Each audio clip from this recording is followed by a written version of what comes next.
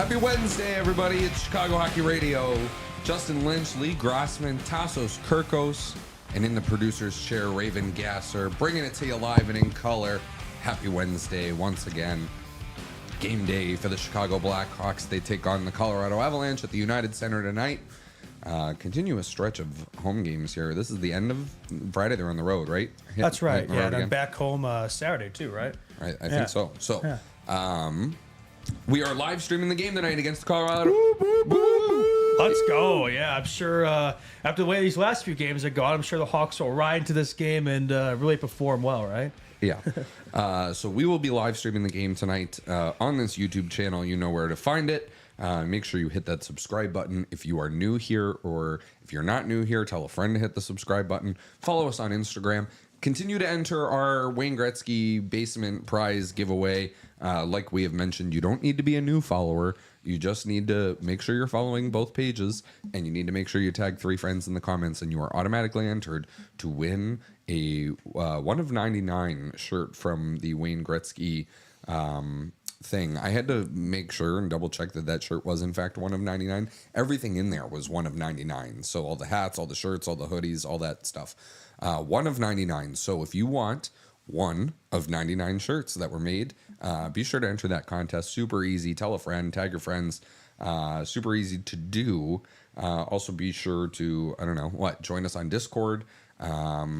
Twitter, TikTok. Insta. Yeah. Everything's been blown up. You saw Granelli commented on our TikTok yesterday. That's pretty cool. That was pretty cool. So that was cool. He was saying that the Gretzky boys are the best, and they are great. So be sure to check us out on all platforms. If you are an audio listener or if you're a video listener, head over to our Spotify page right now. Leave a 5-star rating, please, or Apple Podcasts. Leave a 5-star rating and a review. Please. You can leave both. It helps us out tremendously. So, live stream tonight and then post game right afterwards. So you, if you are dying for some Chicago Hockey Radio content today, your day can be filled with it. That's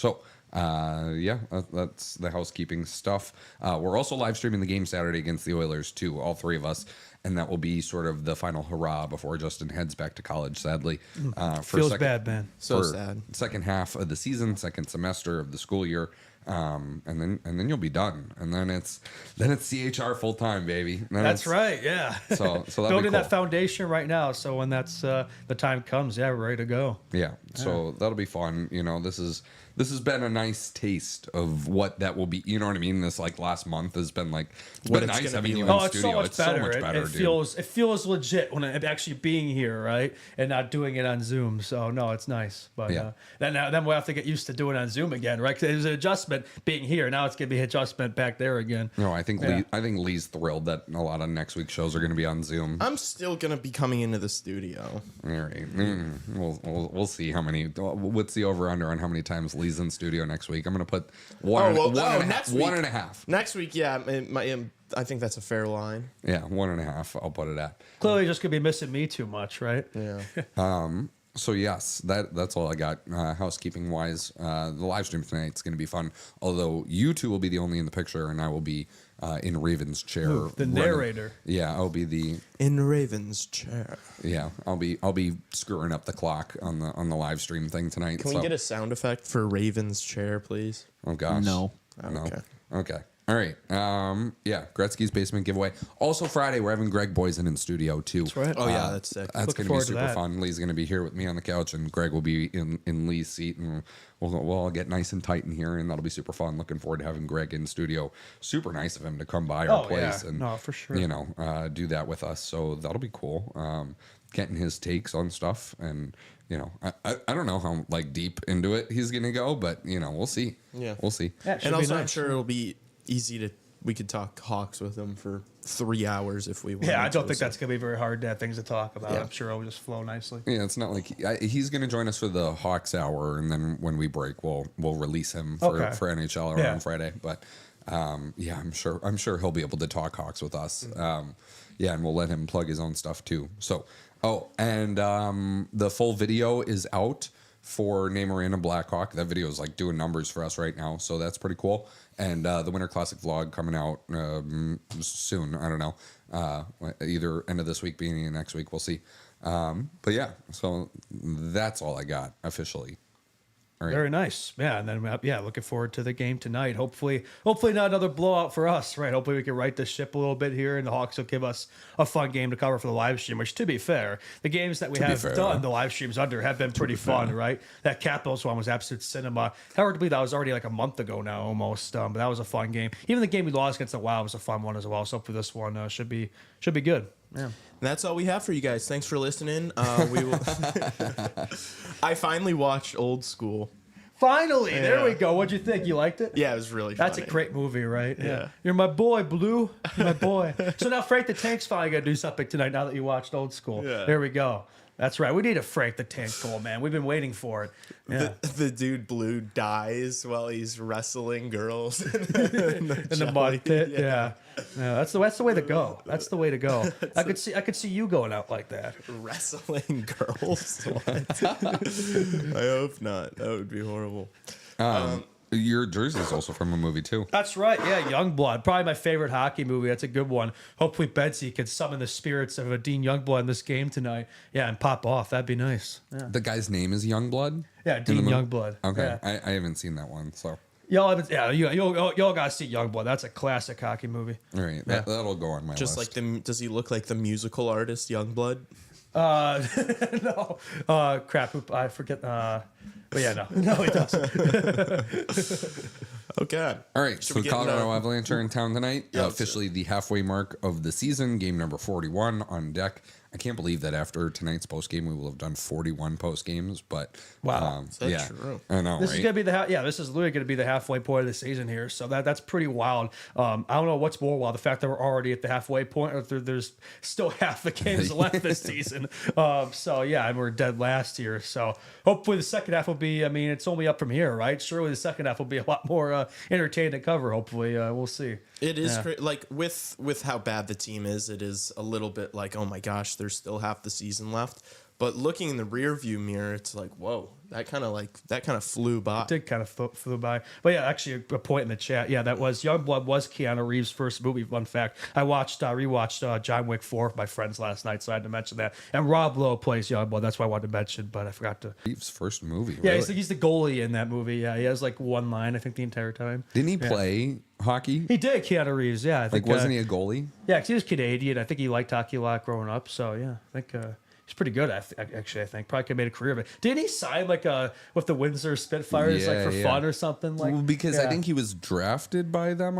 I almost want to say, Really? and then he never signed with them or something. So I think that was like an a honorary publicity contract. Yeah. That's pretty cool. Yeah, very nice. And what else? Who else played? Oh, Steve Carell also was a hockey goalie. That's growing right. up. Yeah, he was pretty good. Yeah, He played like club hockey wherever he played. I don't know. yeah. He was like on his college club team. I know we're side slant here. The Hawks should look at these guys. I think they could use some help these days. Yeah. Yeah. Mrazek They starting need to take tonight. a red pill. That's right. Yeah, Peter and Net, which I think Soda probably could have used a break after that last game, so good for him. Hopefully Mrazek can get back on track here because like we said, he hasn't really been on track since he's been back. So I think he's due from that standpoint. So hopefully he can show up tonight. Hopefully the team gives him some support because to be fair, the goalies haven't really had much support lately this year. So yeah. We were talking on Monday, Tassos. I think you were the one who said it. Whoever starts today and then the second half of the back-to-back, in your mind, is like who they view as the starter, no? A little bit, yeah. You, which is kind of disappointing because they gave Soderblom 2 starts in a row, and the effort on Sunday was so poor right in front of him that you almost didn't feel like if that was his opportunity to take the number 1 spot, that wasn't a fair shake in my mind. No, they played so lousy from the defensive breakdowns, just especially in person, were just awful. Like I don't think it matters who you put in that. Like you said, Lee, I think you could put prime Jonathan Quick in that. I don't think it would have mattered. So it wasn't really on him. Yeah, like also what you're saying is true, but now Mrazek's got to play tonight against the Colorado Avalanche, who have been playing well, and we all know the guys they've got and how many goals they can score. So, I mean, good luck to him. I feel like he's going to have to absolutely stand on his head and turn the clock back to pre-injury Mrazek if we're going to have any chance in this game. I don't know if you guys feel differently. Yeah, no, the Avs have been cooking lately. They definitely picked up because they had a bit of a slower start to the season. I think a lot of that was just because they had so much injuries, but now they're like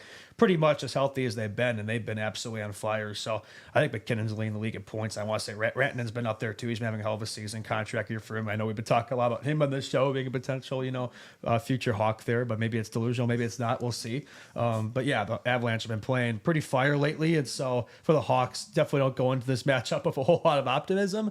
I don't think any of us probably do, but I mean, to be fair, the last time the Hawks played the Avs, they did beat them, and that was at Colorado. But that was months ago. So we'll see if they can put on some kind of effort like that. I think in recency, I think in the United side, the Hawks have had a bit of their way with the Avalanche. I mean, a couple of the games that I went to, one game I went to last year before they beat them, but I'm not going tonight because I can't take another Hawks game over this break. I'm hawked out, and it'll probably be another 6-2 loss. So clearly I'm just a bad luck charm with this team. So maybe if I'm here doing the live stream, they'll play better. That's a thought process for me. I heard an interesting stat on Jeff Merrick's show yesterday where he was talking about okay, here it is right now.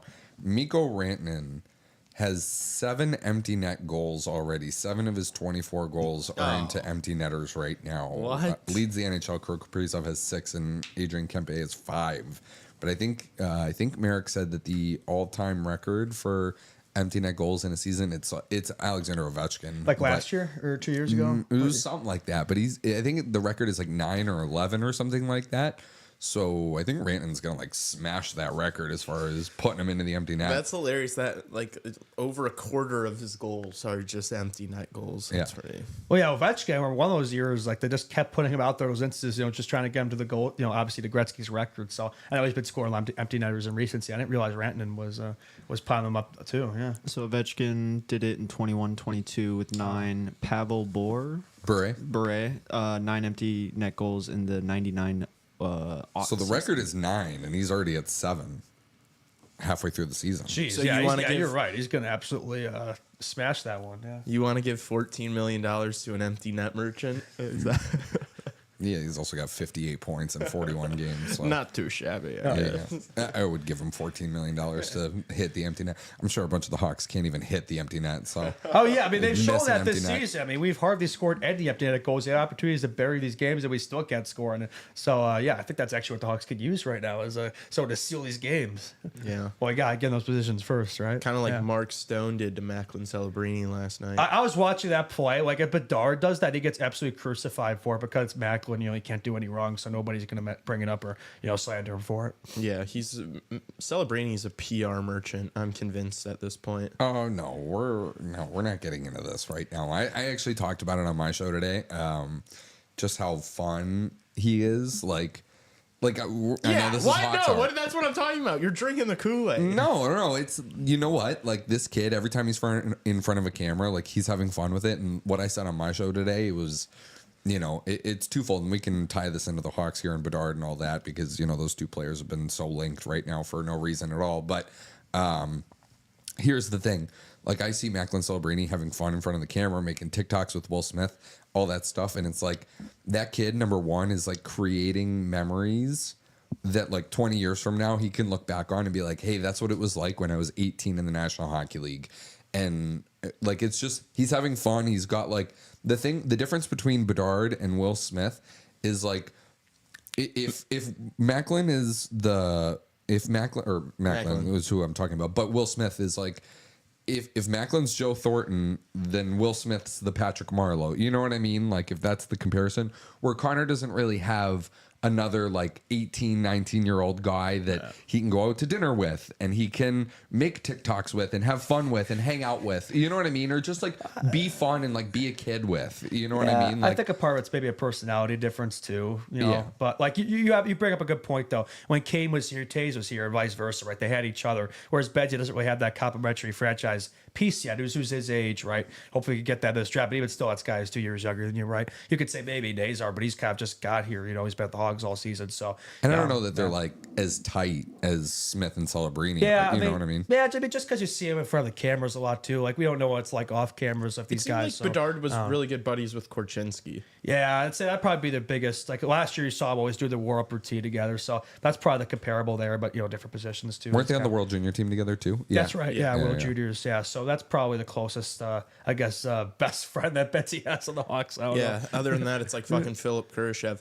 But I just feel like Bedsy and Celebrini have like similar numbers. Their teams are in similar positions, but it's like that meme of like harassment versus put on a shirt. That's such a good point. That's like literally what it is. It's you think they're having two completely different seasons, and it's not the same. Like I'd say Betsy has a hell of a lot less support than Celebrini does in the Sharks, and he's putting up comparable numbers. So, and again, rookie year versus sophomore year too, which honestly I think rookie year oftentimes is an advantage because guys don't have you figured out yet, right? You kind of just come into the league, haven't really had to make those adjustments yet to your game. So, And that's why I see the sophomore slump sliding. Betsy hasn't even been the case. He's putting up comparable numbers to last season, but the media will try to tell you otherwise.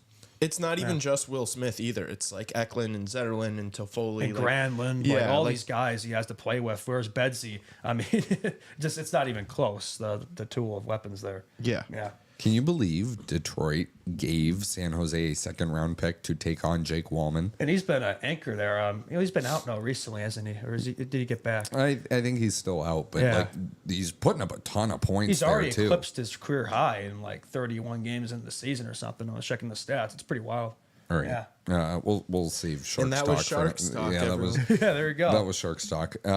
Okay, so let's tee up the Avalanche a little bit. I know my tee up was Mikko Rantanen leads the NHL in empty net goals, but a team that experienced a slow start. I mean, they had to switch out their goalies, and give them credit for that's a difficult thing to do if you're Chris McFarland, the GM of the team, and Joe Sakic to enter the season with one goalie tandem and then to now be at the halfway mark of the season with an entirely different goalie tandem. And Blackwood's been excellent for them, just a really, really good player. I saw an article, if we're actually going to tie it into Sharks talk here a little bit, apparently he was really, upset to leave the San Jose Sharks. He wanted to resign there and he wanted to stick around San Jose for a while, and he ended up, now he's in Colorado and on a Stanley Cup contender, and they've turned their season around entirely. He's 7-1 with the Avs. Yeah, with a 938 save percentage. Jesus. Holy shit! Lee being wrong about the Colorado Avalanche. I remember saying that that it's a bit of an improvement, but not much of one. But Gorgiev's percentage before leaving was an 874. That's crazy. So it is as big of a difference as it gets as far as goaltending numbers. So that's a 50%. Yeah. Oh, more gosh. More than that. Yeah. That's insane. Yep. So I was wrong. Do you think maybe this is an interesting conversation? Do you think maybe Mackenzie Blackwood could insert himself into the Hart Trophy discussion? No. What are we doing here? No, that's crazy. Yeah, no, he's been good for them, but no, it's still only 8 games. He's bound to get pumped in a game, and they're he's gonna let in 5 goals eventually here. This is the honeymoon period here, right? It's gonna hurt his save percentage. That's just a crazy snapshot. Well, for the Avs, isn't he's not even starting tonight, right? So what's his name is making his debut? What I heard, Trent Miner. Oh, yeah, he's making his debut, so maybe the Hawks can pounce on that. I mean, I don't really know much about Trent Miner lore. I'm not sure how good I'll do he a little is. research here. Yeah, but maybe that's something the Hawks can take advantage of here. He's making his NHL debut tonight. Oh no, that could be a minor mistake for the Colorado Avalanche. Or it could have, sometimes goalies have insane debuts too. So, So he's played one game. He got into one game in relief. He did not. He did so not. It's like a Comesso situation. Yes. Yeah. But this is a guy who was the past 2 seasons combined has played 48 games for the Utah Grizzlies of the ECHL. Former Vancouver Giant, actually, of the WHL. So 23-year-old Trent Miner. There you go. And that's your minor talk. He looks. Whoa. He looks a little crazy. He looks a little crazy. His ESPN picture, yeah, he's got that wiry shit up top. I don't know. Doesn't he look a little Looks like the guy that Ravens saw on the bus to the studio today. That's an inside joke. Is this an opportunity to? I mean, this has to be an opportunity for the Black. So, like you right? have to. Yeah. If this kid is playing in his NHL debut, Throw everything at the net. Yes, you have to crash the net hard. Everything on net, like bodies in front of the net, create havoc. It shows you what the abs think of the Hawks. They're like, oh yeah, we could give McKenzie that rest. We'll start whoever against us. I think Wedgwood is hurt, right? Yeah, that's true. So they start their third string. So, but yeah, for the Hawks, you would think of that logically as opportunity to strike here, but I mean, we'll see. Should this give us any hope that we can win this game? I don't have it. I have zero hope with this team right now. Like I have so little hope. Like I was planning on going to the game tonight, and I'm not. Like even I don't want to watch this team live, but do watch the live stream. We'll make it more entertaining. I don't have any hope. You gotta assume that McKinnon and Rantanen alone are good for like 3 goals tonight. They're licking their chops heading into this matchup for sure. I do like that the Hawks got Reichel back in the lineup, though. Maybe that'll help out a little bit. Still fourth line, of course. He'll probably play him, 6 minutes, but at least he's back in there. Maroon's out, so that's a good call. I think the rest of the lineup's pretty much the same, at least in terms of the forwards. So we'll see. I mean, it'd be nice if the Hawks could have a response here, show some signs of life, but I haven't really seen much of that lately. Honestly, fellas, like this is a game to me that I look at. And McKinnon's been unbelievable too. He's on pace for like 104 assists or something this season. After McKinnon or after McDavid and Kucherov had over 100 assists in a season that hadn't been done in years, and now McKinnon's on pace to do it himself this season. But I look at this team, guys. I'm looking at the lineup chart for this Avalanche squad right now. It takes a lot for me to not know who a National Hockey Leaguer is. Dude, that fourth line. Wait, am I tripping or is Calvin DeHaan? That's what I'm saying. Calvin DeHaan is fourth line wing. He's not a He's a defenseman. He's a defenseman. What? He's not even a forward. That's gotta be. There's no way. They've got a stay-at-home defenseman play. Maybe they're playing 11 forward, so they just have to have him there just to fill the slot. Like, there's no way they're actually playing Calvin DeHaan at forward, right? What? That's how good McKinnon, Makar, and Rantanen are. Is that they're gonna have Calvin DeHaan starting at right wing tonight, and they're gonna pump us in our own. Well, so like I look at the squad. Like I said, it takes a lot for me to not know an NHLer. I have no idea who Yuri Inola is. He's on their second line. He's on their second line playing with Casey Middlestat and Ras Colton. Who's Ty Fellhaber? Ty Fellhaber I remember him. They signed him about a month ago they signed him off an AHL deal, and he was like in the ECHL this season, I'm pretty sure. Okay, so we don't know. And they just got that Parsonen kid from Nashville. He's pretty silky. I remember that like one goal he had between the legs and that just casual sell. Yeah, it was pretty cool. Yeah, and then like the bottom pair of the defense, like Sam Malinsky, I actually like a lot. He skates like Cale Makar. Keaton Middleton. That's what I'm saying. So this is a game for me, and I don't know if you guys feel the same way. And Trent Miner in net. That it's like, okay, you look at the Hawks, they're honestly probably deeper in the bottom half of the lineup. Yeah, but we don't have the top end. But they don't have the top end skill besides of Betsy, that's it. Yeah, but Connor Bedard is 19 and can't. Yeah, he's not, McKinnon, Rantanen yet. Makar, Yeah. So that's a game where it's like, okay, if Colorado ends up like winning this game or pumping the Hawks, it's all going to be the top. Well, here's We're another going reason. to get a Middlestat hat trick tonight. We've talked about this national TV situation. Hawks are on national TV again tonight. 15 consecutive national TV losses, just to repeat that stat. So see if the Hawks can break that drought that dates back to Bedard's debut. Let's not make it 16 tonight, folks. But I don't know. And also, just like the ratings continue to suck. I don't know if you guys saw Raven. Maybe you could pull that back up. But the ratings for like that game Sunday were like 424,000 people watched the Blackhawks game. Yeah, maybe stop putting this team on national television. I don't know. Said it was potentially the lowest NHL viewed game on ABC. I mean, outside Bedard, there's no reason to watch this team for a casual fan. So I'm just not really sure what we're doing there. So do you want me to read the tweet? I have the tweet here. NHL and ABC weekend numbers are in, and Chicago is continuing to tank the ratings, to say the least. Saturday's Rangers-Capitals contest averaged 1.1 million viewers. There was no comparable broadcast last season, but anything over 1 million is a win. Rangers-Blackhawks on Sunday averaged an abysmal 454,000 viewers, the lowest viewed NHL on ABC contest on record, and possibly the lowest viewed NHL game to ever air on broadcast. Couldn't find anything lower under the NBC era. So, first thing is that part of that absolutely has to be and is obviously due to it being on Sunday and competing with the NFL. But still, like it's you know, if the Blackhawks were worth watching, they would obviously be higher. But yeah, breaking records for low viewers is not something good for the organization. Not the records you want to break. Yeah, no. You know what? And I think it also I don't think it's just the Hawks that are playing into that too. I think part of that has to do with the opponent, right? Like the Rangers, and you know, I think there is not just like, I know I hear it in the media, you see it in the tweets, you know, you see it in the comments on Instagram, especially around the Winter Classic week with all that. And Chicago doesn't need an outdoor game. Why is Chicago having an outdoor game? I'm tired of watching Chicago play an outdoor game. You know, so I think there exists a little bit of Blackhawks fatigue, but I also think that same sentiment exists among a lot of NHL fans about the Rangers too. That there is a lot of Rangers fatigue. Like, frankly, if Sunday's game was against the San Jose Sharks and it was like Macklin versus Connor, I guarantee you the numbers are higher. Maybe if it's like the Maple Leafs too, you know, Matthews, Marner, like if it were a better matchup, I think it's not all on the Blackhawks for that. That goes for the Winter Classic too. It's not like the Blues or some like, you know, high marquee team at the moment. So that's probably not helping the Hawks' case. But the Hawks are going to get the blame for that, obviously. You know. Yeah, if it were any better matchup, I think that the numbers would have been better.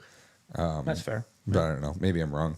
I really do think that it's not just that the team's bad. I really think the CHSN thing plays a massive role in that, because I think a lot less people are watching the Hawks on TV this year because of that. So it's several factors playing in, and then also, yes, I think it being on Sunday is another factor in there. But still, you can still take something from that it's the lowest rated ABC hockey broadcast ever. That's pretty since telling. they've been doing it. It's not good things for our org. No. I don't know. You guys have any more thoughts on the Avalanche tonight? Do you guys actually think Nichushkin and Drouin? Yeah, they're day to day. That's also kind of why that lineup looks like that a little bit. Do you guys ever think, you know, maybe this could be like a larger discussion about the Avalanche? Like, what do you guys actually think about Gabe Landeskog coming back to play? Like, it feels like it's been working up to something, and I think he is ramping up himself a little bit. Like, he's skating with the team, but like, is this really gonna be? And I love Gabe Landeskog. Like, when he was on the team, and like when he was at his peak, like that was one of my favorite players in the National Hockey League to watch. But is he actually gonna like come back and move the needle for this team at all? Well, it kind of sounds like a boy will cry wolf situation at this point. Like, we keep hearing that, like he's ramping up, but until I see it, I won't believe it. But will he help him out that much? I mean, the question is, what's he gonna look like? Because he's been away from the game for so long now. Like, there's no way he can be, you know, close to the player he used to be. He could still be useful in a bottom six role, maybe like a Taves would if he came back fine. But I just don't know if he really is a needle mover at this point. I think maybe just having him back, you know, as your captain, and just for what he provides to the room, the off ice stuff too, like that could help out a ton. Just kind of galvanize a group. I think he probably win the Masterton just the second he steps on the ice if he does come back. So that could help probably from that standpoint. But that and the actual on ice, I don't know. I'd love to be proven wrong because I'm a fan of his too. But I have my doubts. Well, I mean, no. Yeah, he's coming back after being out for like a couple years. It's gonna be 3 years. Yeah, like, okay, that's it's gonna be tough. Yeah. But if he can just go out there and compete and like a second line center role and just, you know, like play, it's going to be good for this roster. Like we just talked about 5 guys we've never even heard of. Parker Kelly. I think he's still better than like probably alone, half this. That alone, just moving the roster down, you know, talent wise, that alone I think will be beneficial, even if he's not like super productive. Yeah, suddenly you have like a center core of, you know, McKinnon, Middlestat, Landeskog as your 1-3. Like, that's pretty good. Maybe if you had Jonathan Toews too. Yeah, Jonathan Toews. Just Taves and Landeskog comebacks in the bottom 6. That'd be pretty cool. Yeah, that'd be crazy. Reunite the Taves brothers. Now they're not related, but that'd be cool. I think Taves would be a great fit with the Avalanche, honestly. If there's a team besides maybe the Jets' hometown reunion, I'd say the Avs would probably be my pick for him. Yeah. So I'm looking at the Colorado Avalanche cap situation right now. They currently have just over $2.1 million in cap space. So to be honest with you, like, I don't know how you're going to activate Gabe Landeskog off LTIR before the playoffs begin anyways, What's right? his contract? It's over $2 million. Yeah, That's for sure. You know, it's Yeah. over 5. I think it might be like 6 or 7, right? So, and I know like cap hits depreciate as time, but not contracts on LTIR. You know how everything like goes down as the season goes on, but not contracts on LTIR. So they'd be getting like the full cap hit of that added onto the books there. And I don't know how they're going to do that. So I think maybe if he comes back, it's going to be like a Nikita Kucherov 2020 situation. Well, I think it was 21 that he didn't play, right? And then he came back for the playoffs and led the playoffs in scoring. $7 million for Landeskog, right? 856. That's 7, right? $7 million a year. Yeah. Yeah. Yeah. Oh, okay. Yeah. So that would be an issue. And that they'd be getting that full $7 million because that's, you know. Yeah. How would that work? Yeah. I have no idea. So, yeah, I think it's an interesting squad.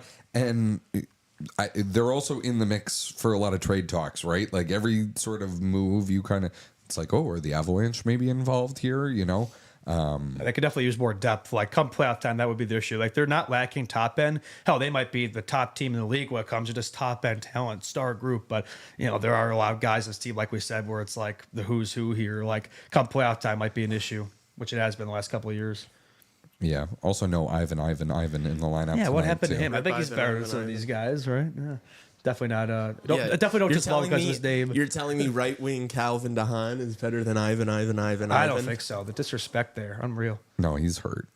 That's the problem. Okay. Well, at least the Hawks did beat, you know, I think we might have forgotten this, but like the Hawks did beat the Avalanche the only time they've played this season. In Colorado, they beat them. So Wasn't that like October though? October 28th. Yeah, a long time ago. That was when the Avs were really struggling too. Like hard to believe. Like easy to forget. Like they got off to a really bad start this season. that So- was you know why?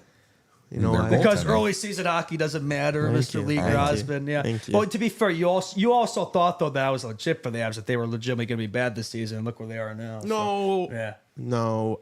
I just didn't think they were going to win. I thought they were going to make the. I don't think I predicted them to not make the playoffs or anything like that. I just didn't really think that they were going to be, you know, like a contender. Okay. Well, we're checking we're checking the receipts after this one. We'll see about that. But okay. I couldn't have said they were. I couldn't have said they were going to miss the playoffs because I definitely didn't say Utah was going to make the playoffs. I definitely didn't say St. Louis was going to make the playoffs. I definitely didn't say Calgary or I was hating on all those Hey, teams. Calgary's still plucking along here. They're not. We know who's making the playoffs in the West. They're still into it. All right, we'll save that for NHL Hour. But I thought that was interesting about and here's the thing: the Blackhawks actually have, even with that incredible stretch of goaltending by Mackenzie Blackwood, the Blackhawks still have a higher team save percentage than the Avalanche. Really? The Avalanche team save percentage right now is 881, and the Blackhawks is 886, which is still so bad. League average today, Raven and I looked it up. League average is 900. So.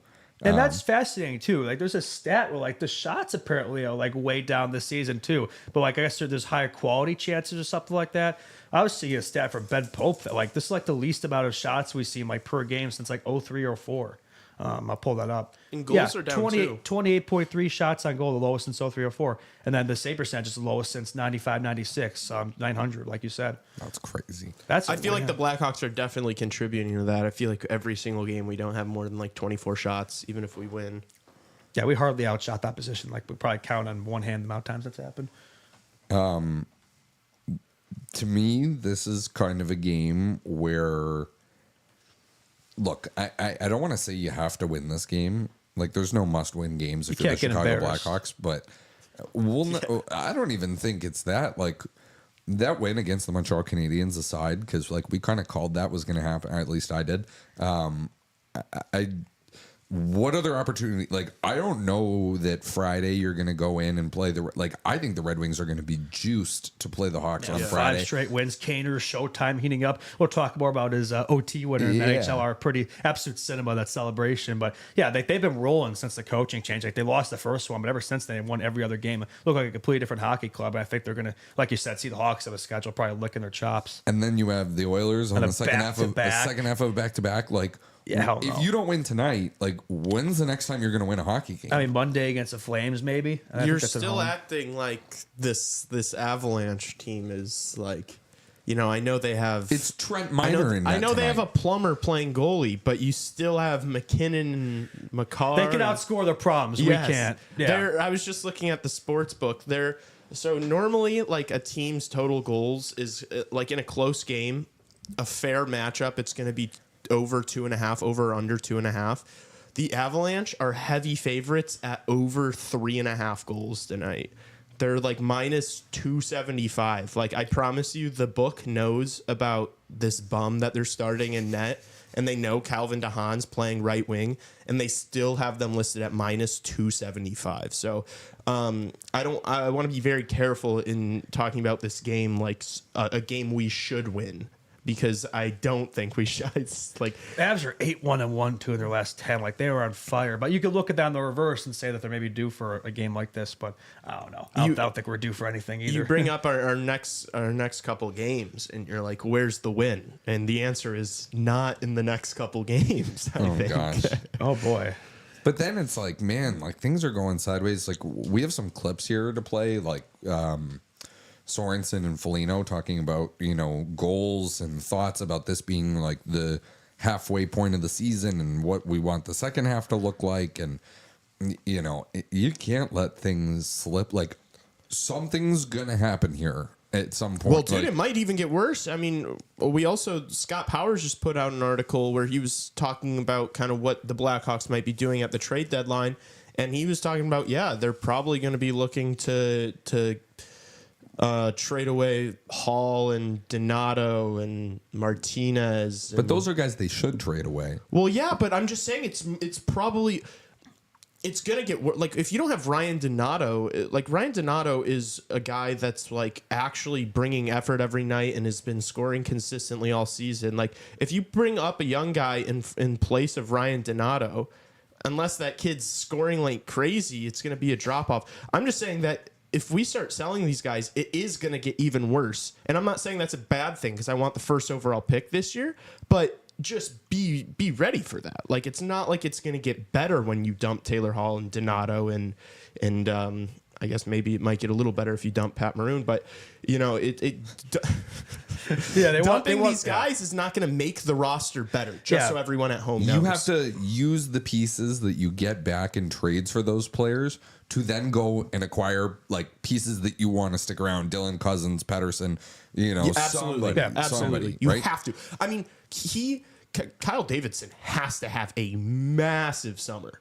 Oh yeah, he big has time. to. Because After this year, after enough. the things he said, after that we're going to be better and all that talk and the CHSM thing and how bad the team was getting stomped in the Winter Classic, he has to do, whether it's at the draft or in free agency, or I think we all here sincerely hope it's both, but I think he's got to. I want to hear more accountability from him too. Like, a lot of this, like the struggles this season are kind of, I mean, he's not going to admit to it, but a lot of them are on him. Like these offseason additions, they didn't pan out. So, this next season, I think it's not about making, 7 mid additions, making that 1 or 2 like big change, right? Big addition to really help out the squad. And he's got a big draft too, for sure. Like you said. Yes, Mr. Raven.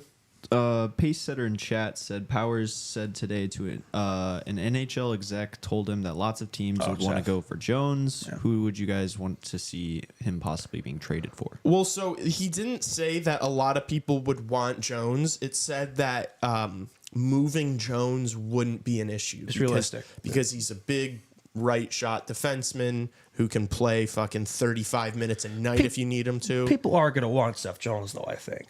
How about you move him back to Columbus? You should move him yesterday. That's how I feel about it. Look, and I've defended Seth Jones more than anyone. Oh, sure.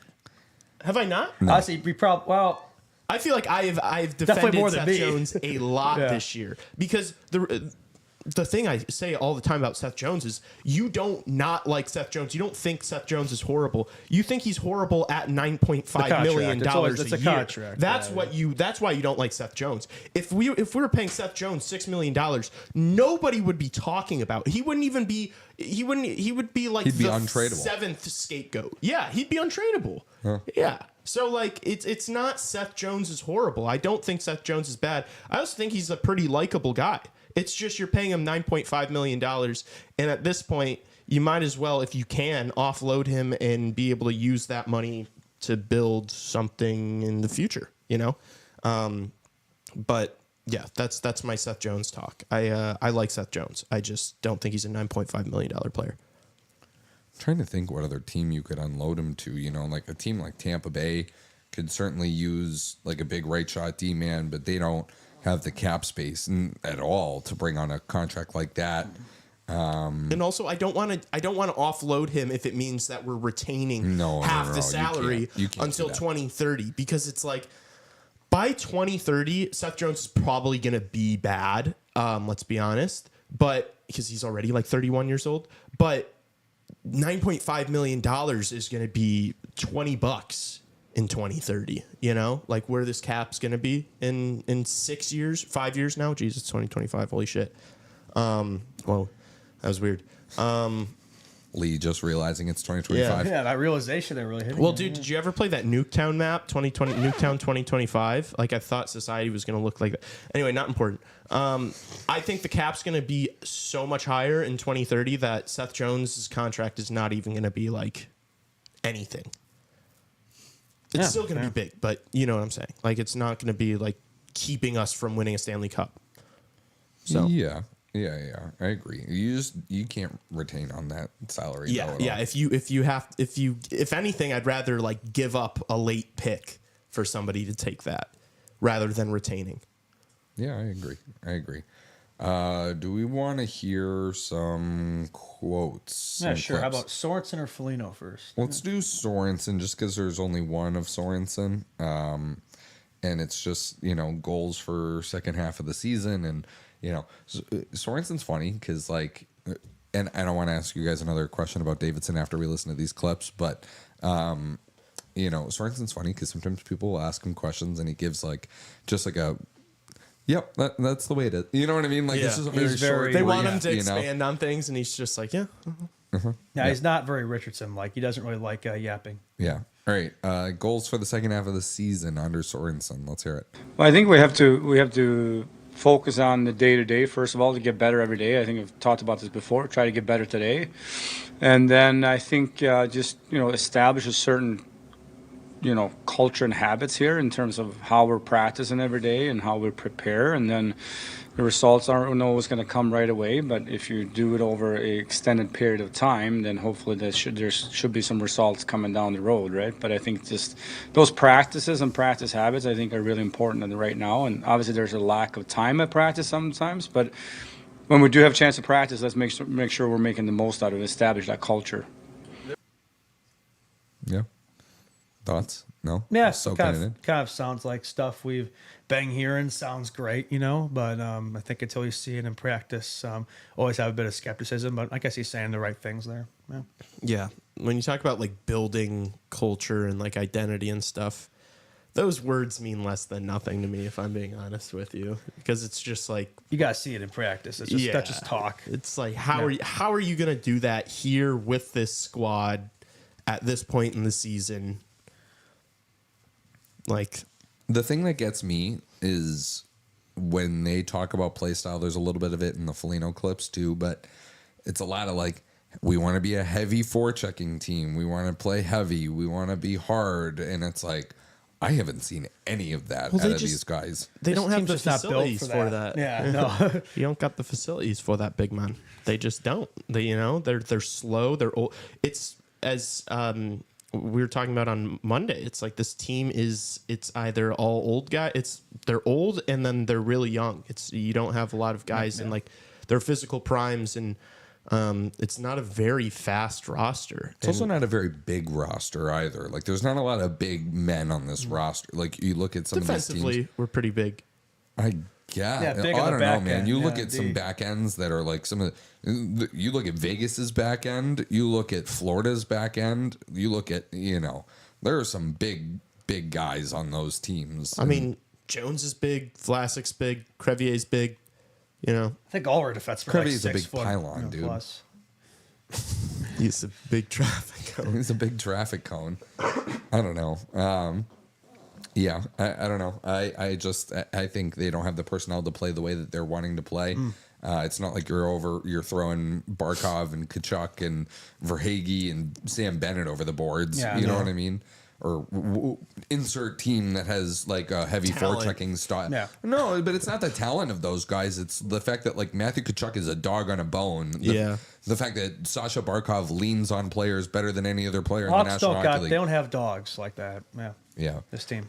Yeah, I don't know. It's tough to get a team that you like don't have the personnel to play a certain style to try and get them to play a style. Yeah. It's like, oh, I thought Sorensen was going to try and like get them to play more free offensively, and I think that is kind of the message. But the defense is taking a huge toll for sure. Yeah. Let's hear Foligno. Let's just hear the first one right off the rip from the start. The team identity going into the second half. My focus is to win hockey games. That's what I'm here to do and help do.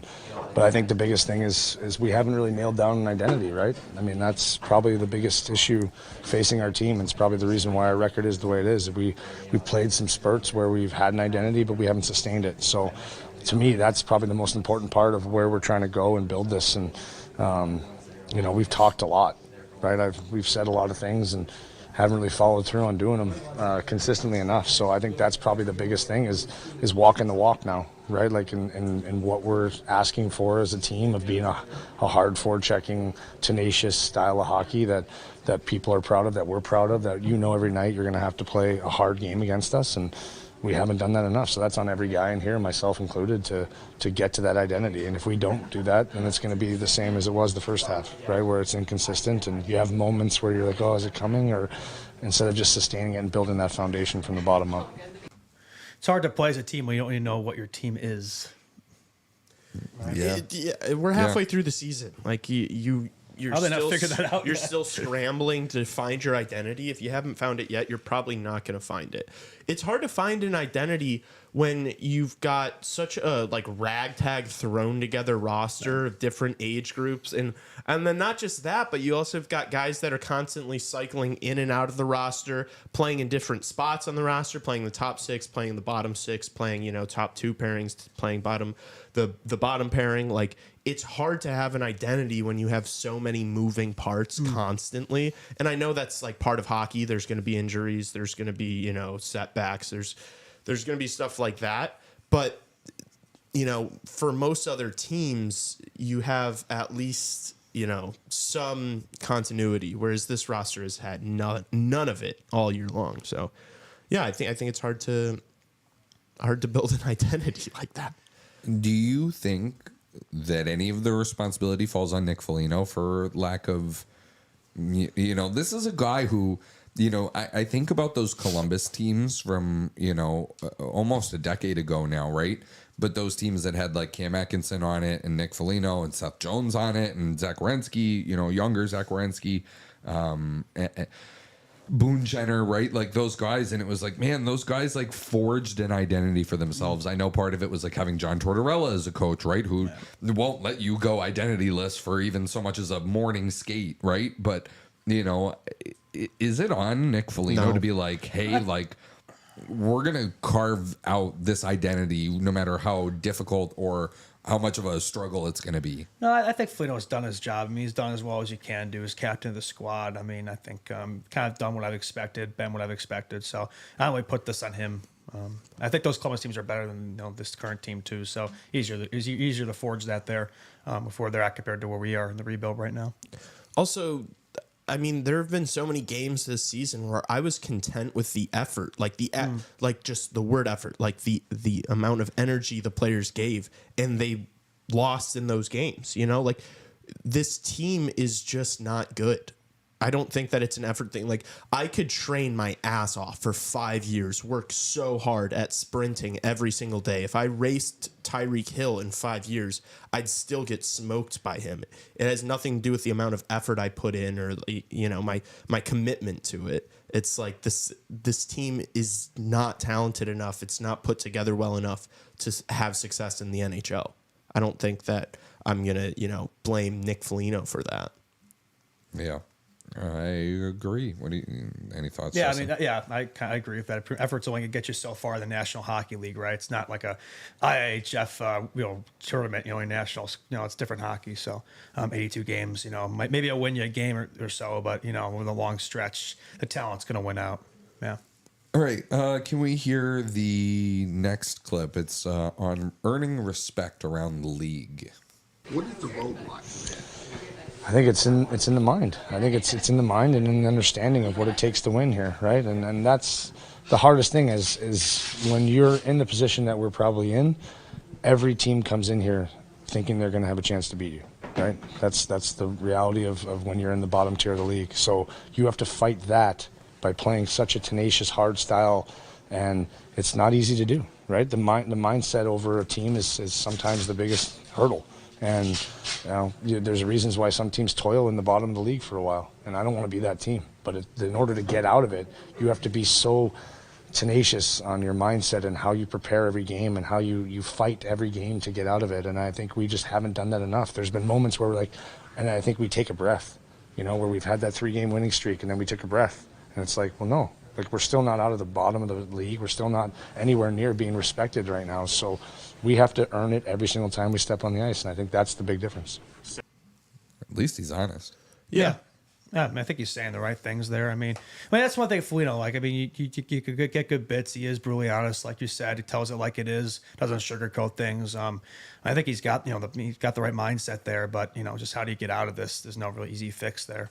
And he is, to be fair to him, he is right. Like, the team's not very good, so to make up for it, you do have to be tenacious and really, really fight. But at the end of the day, this team could come out tonight and be as tenacious as hell. They can absolutely be dogs tonight. And Nate McKinnon could still give them 3. Like, he could still walk past Nolan Allen and TJ Brody, no matter how aggressive you are on the forecheck. Like, he can always do that. So, it's kind of like a damned if you do, damned if you don't thing, I guess, a little bit there. But I like what he's saying. Yeah. I like what he's saying. Okay, so we actually ended the show with this last time on if the Hawks' dad's trip is upcoming. Can we hear that last one he meant and somebody asked him about it? Usually dads tell you how it is. Moms can be worse, but dads usually are the ones that can tell you how it is. So I think it'll be a good timing to have some dads around, and I'm not the only dad on the team. No, but it's a special thing that we get to do, and I don't think anyone should take that for granted to have some family around, and I think all the guys are looking forward to that. So I don't know when it starts. It probably start if he's saying we're looking forward to that. I would assume It sounds like it's happening. Like we had questions this weekend. about that. Probably it starts. Maybe they could use something like that. I think the squad, help galvanize the group. Yeah. I said it on my show today too that if you don't think that teams get a little bit of juice, like if the guys don't get a little bit of juice from whether it's dads, moms, siblings, mentors, like they get juiced for those games. The way Bedsy played when his mom was at the crowd to his mom's trip, man, like dude, like you show up when your parents are there a little more. You got a little extra in the tank there, and your family's watching you for sure. Oh my gosh, maybe the Hawks should bring their dads around the whole rest of the season. I was just gonna say we're gonna become dad's trip merchants over here. It's like, have you seen those? I think Pardon My Take does it, that like whenever a player in the NFL has a baby, they bet on them to score a touchdown that game, and I guess it hits a lot of the time. That's funny. Maybe this is like something like that whenever there's a dad's trip around, you got to hammer some of the overs on these games. I don't know. Maybe that's just like a fun betting thing. I don't know. I'm not the betting guy here, though. That would be Lee. All right. Yeah, I don't know. What else you got, fellas? Anything for NHL hour or anything for Hawks hour? Well, we talk about every show. It's more of a prospect thing, but we got to keep giving updates of our boy here, Roman Kantsarov. 3 assists game the last yesterday. Pretty impressive. Now up to 22 points, 22 games, point per game as a 20-year-old in the KHL. We pretty much got confirmation from that Scott Powers article, but yeah, the Hawks aren't trying to get him out of that contract a year early, so we won't see him next year. Probably they are. They aren't. Oh. So 26-27 will probably be his debut as a Blackhawk. So we do have to wait a year, but the way he's playing, I think that's not really a bad thing. Let those guys marinate over there. I mean, it worked out well with the Wild and the Kaprizov. So we'll see. I mean, definitely a lot to be excited for there. Yeah, I saw some like advanced stat breakdown on Twitter. It was one of those Blackhawks fan Twitter accounts, but it was about his projection. Kansarov's career projection over the past like year and a half, and from like 2023 when we drafted him being like a second line or like a middle six guy to being under superstar but like at first line guy. I think he's going to be a sure first line right winger. Yeah, your boy, the Frank Nazar profile picture, changed it to Roman Kantsarov account there. Yeah. Oh, he did? Yeah. Oh, that's pretty funny. Yeah. I think its name is Cancer of Truther now. So. Yeah. Cancer of Truth, or we're definitely Roman Cancer of Truthers. Actually, you know what? There is another thing to talk about here. I don't like throwing shade, but we have been throwing the shade a little bit this week. And I would like to throw some shade here to a certain Blackhawks, pretty big Blackhawks fan on the X platform, and has his own pod there over at Barstool. But Chief. Yeah, he had this take that was pretty interesting. Well, I'll let y'all lead. Would you like to? Do you have throw the his clip? take Could out we there? send it to Raven really quick to give to him? Yeah, we'll tee up here a little bit here, but it's not just him. To be fair, I've seen this argument put out there where the Hawks did get Bedsy. Some people complaining about the timing of when they got Bedard in the rebuild, like, oh, we got him too early, right? Should have come later. Which is like, we're complaining about the timing of a generational player. Most teams don't get the opportunity, especially we just lost our two main guys to get them right after losing Kane Tays. Like, we are such a spoiled fan base, but we're complaining about something like minute like that. Anyway, do we have the clip? I just sent it to him. I don't know if he has it yet, but It'll probably take a second. It's just like, I don't even know where to begin. It's not just like dumb. Like, it's not just I don't agree with it. It's just like, why feel the need to say it? Why even say that? I don't know. Like, and I like Chief a lot. I know some Blackhawks fans maybe don't think he really knows what he's talking about. And, He doesn't. And I don't don't love think him. he knows what he's talking but about. I like him a lot. But this is one of those takes where it's like, what are you even talking about? Like, have you been watching Bedard? Have you been watching Celebrini? Like, don't get me wrong. I think Celebrini is going to be awesome. But I know that Bedard is going to be better than all these other guys that have been drafted in the past couple of years. Like Michkov, Celebrini, just like, you just wait until he has someone to play with and this team isn't horrible. This kid's going to be unbelievable because he's got an insane shot. I don't even have to talk about fucking Connor Bedard right now. Everybody knows who How watches good he this, is. how good fucking Connor. I'm preaching to the choir, but Just give us the thumbs whenever you're. Oh, he's got the clip. Let's hear I it. think we do. We'll see if this works. Yeah, like last year, like if you could go back in time, I wish the Hawks got the second or third pick the Bedard year and the number one pick last year. Celebrini looks awesome. And like yeah.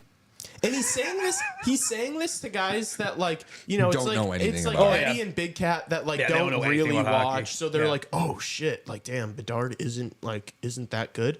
It's like, why are you And that's doing good. that? Let Big Cat say that to like his biggest platform in the city Well, too. Chicago's That, primarily like, you know what I mean? That, Yeah. whatever. Look, Chicago, these like they're primarily football guys who follow hockey on the side, so they're just not going to have those same takes. But yeah, why would you rather have, like, you're telling me you'd rather have somebody like Fantilli, Carlson over Bedard? What the hell have they done this season? And they're not even in the same stratosphere as Bedsy in terms of a player. Even Michkov, he's probably the closest guy to it. Still, like, not even the same, like, zone. So I don't know. And yeah, celebrating, yeah, we get it. He's good. But I think I'm taking Bedsy plus Levchinov over, one of those guys plus Selly any day of the week. Yeah. The other thing too, it's like, if you're right, like if the Hawks had the number 2 pick or the number 3 pick in the draft, I don't think they were like. I think it was a league-wide consensus that Matvei Michkov wanted to be a Philadelphia Flyer. So yeah, it's not like we would have had Michkov. Like, it would have been one of Fantilli, Carlson, the same They deal. would not have. They would not have rolled the dice because we They never. didn't take Demidov. They're not going to take We Michkov. never yeah. roll the dice. It's a big part of it is not even just that, like, he maybe kind of wanted to go to Philly. It's just the whole, like, oh, he's a Russian player, so who knows when he's going to come over, when you're going to get him. Like, they're for some reason hyper worried about that. But then, like, we'll get these guys in, like, the NCAA, sign them, let them play 2 NHL games, and then play the entire next year in the AHL anyway. So it's like, why is that ever a concern? It pisses me off to no end. And I think that's part of the reason why we picked Levchinov over Demidov, which I think is so And because we stupid. I think it's saw a more horrible way too, to draft. close to home, right? I mean, they had scouts on 24/7, whereas in the Russian Junior League over there, I don't think you got as much eyeballs on Demidov too, which probably doesn't help. Also, probably didn't help the fact that Russia wasn't in the World Juniors on that too. Yeah. Yeah, I hate to rip on any of the Barstool guys just because Grinelli was so nice to us and Yeah, they're different. but they're different Yeah. shows, Yeah, different yeah. They're not different related. spaces, Yeah.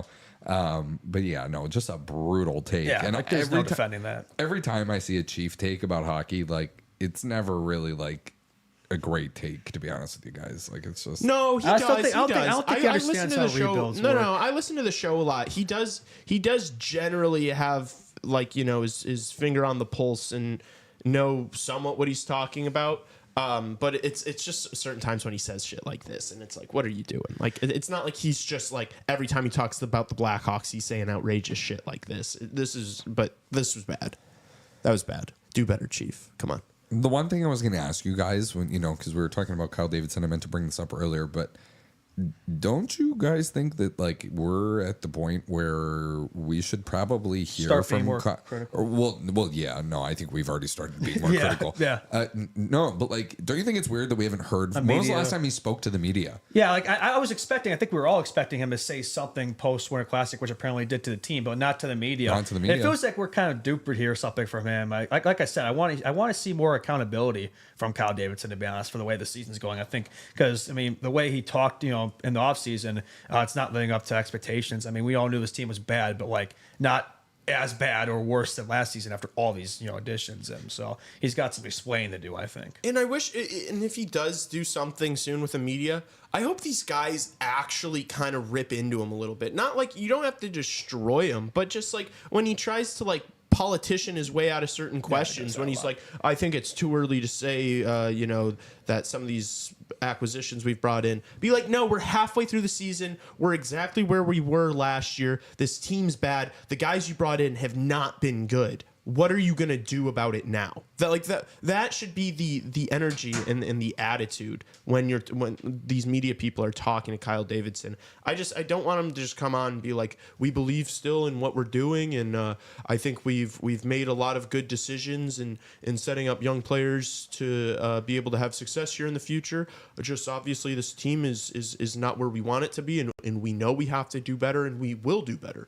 I do want to give a little bit of props though. Like one player I know we've dogged on a lot on the show is Tyler Bertuzzi. Like it looks like he's finally starting to figure it out lately. He's starting to fit in. Like I think all 6 of like Bedard's, like he's on the 7-game point streak. I think pretty much all of his points have come from like Bertuzzi goals. I think he's done most of the work. And Bedard he would say Bertuzzi has, but like Bertuzzi, he's been able to get open kind of those net front areas of beds. He's been able to find them. Like they've clearly got something going there, so that's good to see. But for the most part, like you said, like these additions have not been panning out. But I do want to give Bertuzzi some props there. It looks like that started to look like a better addition, which from I would say a month ago wasn't really looking too hot. Yeah. I'm looking now. It seems like the last time Davidson spoke to the media was a little over a month ago. Although I don't remember that happening. So didn't he talk probably to post Friedman last week? Yeah, but that wasn't it. We're talking talking to the press, talking to Ben Pope, not a team controlled interview. Yeah. No. I'm talking like asking questions. Except for who's the guy, Justin, that I was ripping on earlier before. Philip Thompson. Oh, Philip Thompson. He's got to stop asking questions in press. This is my take and my take alone. This is not on these. Philip Thompson, dude. Like, you got to stop asking all these questions at these media veils and like let other people talk. But yeah, I would like to hear anybody but him ask questions to Kyle Davidson about what is going on here, because I don't know. First of all, you haven't spoken to the media in over a month. Like, probably post Richardson. Yeah, I want to hear Mark Lazarus. Oh, I think that's probably what it was. Yeah. So, but yeah, I think he had something. He should have had something to say, but post that Winter Classic performance for sure. Like, there's no reason he shouldn't have some sort of media availability after that. Just the way it's going. I want Mark Lazarus's pessimistic ass talking. The one time I actually want to hear from him. KD, yeah. No, I think I'll give Lazarus credit. I think when he sticks to hockey, he's got some decent takes. Keyword when he sticks to hockey, but sometimes he's a little over pessimistic. But I think we could kind of use some of that right now. To be honest. That's exactly what I want to use that right now. So that's so true. Like with Lazarus, there's sometimes where I just love him, and there's sometimes where it's just like he's just so upset over things that I don't think he should be upset about. Yeah. But yeah, this is one of those situations where let's unleash Laz on KD and come out with a story for us. You think we could get Laz on the show in studio? That would be pretty cool. I would love that. I would love to chat. I don't know if he'd want to do this. I think if he listened to us for like 2 episodes, he'd say no. But maybe these guys are too positive. But maybe the rebuild. Maybe I thought you were going to say he would say yes if he listened to us for 2 episodes. No, I don't think he would like me very much. No, you would not like me at all. But I think that he would be. I think that would be a sick show. That would be a great. That'd be fun to have conversation. some of these like insiders or whatnot on. That'd be pretty cool. Because if we go kind of back and forth with them, and we're not agreeing on everything, and we're not debating, but you get the vibe. We don't need a screaming match on here. No, that would never happen. Like I'm just screwing around. we both want the same things. Like we both Just want have this different team to succeed. ways of getting there. Yeah, we just I think he just focuses on different things than I do. So. All right. Final score predictions for tonight before we send it to break. 6-3 Avalanche. 6-3 Avalanche. You got to think it's going to be like an overnight for total goals. I wonder what the line's at. While you're finding that, I will say 5-3 Hawks. Wow, Mr. Wow, okay. I think they're going to put a few by Trent Miner tonight. I'll say 5-4 Avalanche. Damn it, Lee, that was my score. I don't think the Hawks score 4 and lose the hockey game. I think they they could. They I get think one that- empty I could netter tot- today. I think that game script completely makes sense.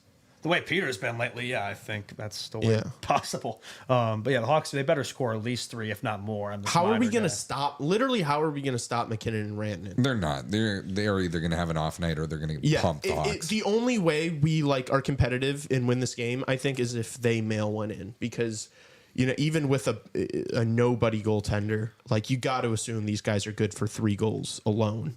So I like your pick, Justin. 6-4 Avalanche. Yeah, that sounds about right. Yeah. It'd be fun if we could flip it the other way. 6-4 Hawks. I'd love to. Yeah, I mean, it'd be nice to get W. I hate to be Mr. Pessimistic out here. Just I haven't really seen anything lately that for reasons to be optimistic about this club right now. But hopefully they prove us wrong tonight. also just game script, how if it's 6-4, 6-3, that means it's going to be a pretty open game, exchanging chances. How are we going to win that battle against them? Unless this goalie is just Swiss cheese. Yeah, that style of play, they kill us there. Yeah. Back and forth, Yeah. ping pong, open hockey. Yeah, if it's open, McKinnon's going to have 4 tonight. That's one day we would probably miss Richardson. Yeah. I was looking up what the most goals the Blackhawks have scored in a game this season was, but they put up 6 on the Stars. Yeah, I think back that's the only November time. 27th. I don't even know if they haven't had many performances of 3+ goals this season at all. Yeah. Oh my gosh, could you imagine if Trent Miner gets a shutout tonight? That's going to be the most miserable post game ever. Yeah, that would be our Steve Dangle moment. Oh my god. Jesus Christ. No, I mean, look, we can lose this game, but at least put I don't know. We're doing the live stream. We might not even get to the fucking post game if he shuts this team out. Yeah, Oh we my should gosh. probably just do the post game in the live stream. Be like, guys, we're not going live again. We're just combining them. Jeez. Yeah. Anything else? No. I think we're ready for the NHL. I'm looking forward to talking about Patty Kane. Yeah, they can't lose 6-2 tonight again. It can't be another 6-2 At least hockey game. make it respectable, close. Show some tenacity, I guess was the word Foligno used. Yeah, let's see that. Let's see an identity. Let's see that. Sure, I don't think it'll result in a win, but at least make it close, fun to watch. Which obvious games haven't been. Yeah, Absolutely. That was a real Hawks hour right there. All right. We'll be back in a few minutes with NHL. Keep it here on the other side.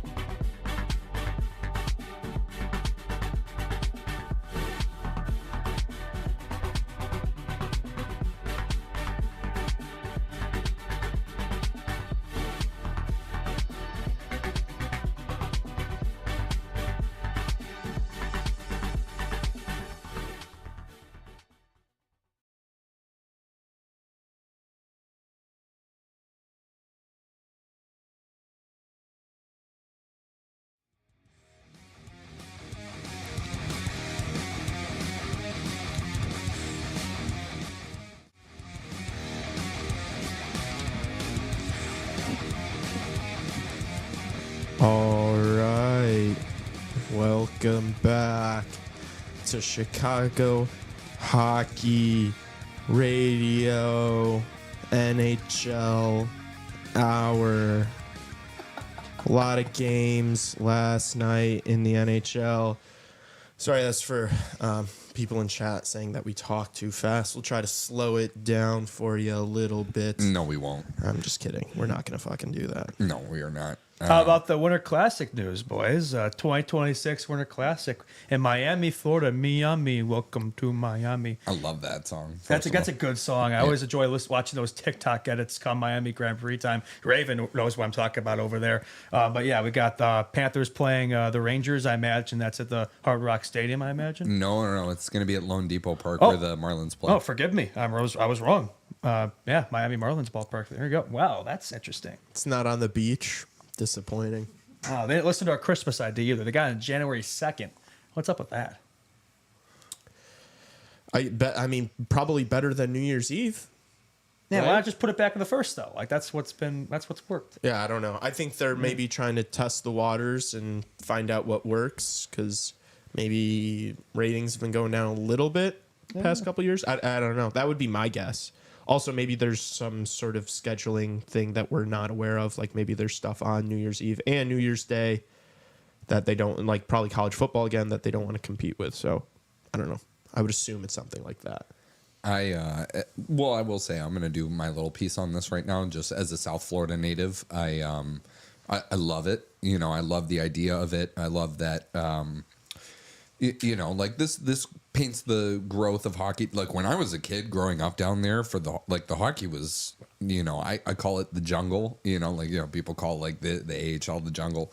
I call like hockey, youth hockey in South Florida the jungle, just because like, dude, I used to play hockey against kids. Like I have this vivid memory of playing like you know, a high school hockey league that was like, you know, very loose terms of like calling it a high school hockey league, but there was a kid on one team, and I remember him being like 6'5" and like 450 pounds. He had a mortgage and a couple kids. Playing football. Like, Jeez, wrong dude, sport. Like he was so big. Like I just remember this kid, and the only thing they would do like was send him over the boards to like crunch kids, like absolutely just demolish kids. He's the big buff of that squad. Would you guys like? Would you say anything? Because like I remember, I obviously didn't play hockey, but in soccer, like growing up, if we ever played like kids where it was like, how old is this fucking kid? We would literally like make jokes like that. Oh, sure. We would be like, dude, how old are you? Like, you got the kids? Oh, we'd make chirps. Is I'd the make missus chirps taking like care that. of the kids? Like, holy shit.